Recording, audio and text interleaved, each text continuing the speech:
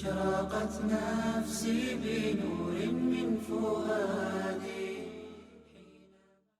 السلام علیکم ورحمۃ اللہ وبرکاتہ. ریڈیو HRDF میں آپ کا استقبال ہے. اعوذ باللہ من الشیطان الرجیم. بسم اللہ الرحمن الرحیم. وعلم آدم الأسماء كلها ثم عرضهم على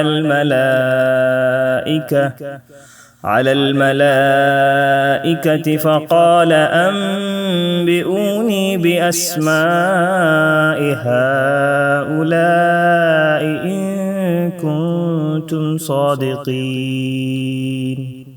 اور اللہ تعالیٰ نے آدم کو تمام نام سکھا کر ان چیزوں کو فرشتوں کے سامنے پیش کیا اور فرمایا اگر تم سچے ہو تو ان چیزوں کے نام بتاؤ. یہ آیت اس عظیم انعام کو بیان کر رہی ہے جس سے اللہ تعالیٰ نے انسان کو نوازا ہے. وہ انعام یہ ہے کہ اللہ نے انسان کو علم دے کر فرشتوں سے اعلیٰ درجہ عطا فرمایا ہے. فرشتے خدا کے فرما بردار ہیں.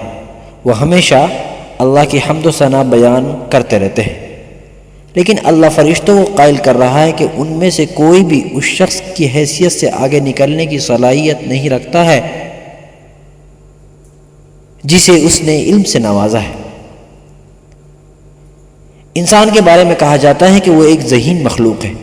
وہ واحد جاندار ہے جو بات کرنے کی صلاحیت رکھتا ہے. عقل جو خیالات کو تشکیل دیتی ہے اور زبان ان خیالات کو کمیونیکیشن کے ذریعے پیش کرتی ہے. دونوں ایک دوسرے کی تکمیل کرتی ہیں.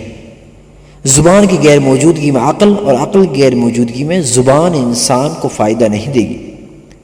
انسان اللہ کی بہترین تخلیق ہے جسے اللہ نے علم حاصل کرنے اور خیالات کے اظہار کی صلاحیت سے نوازا ہے.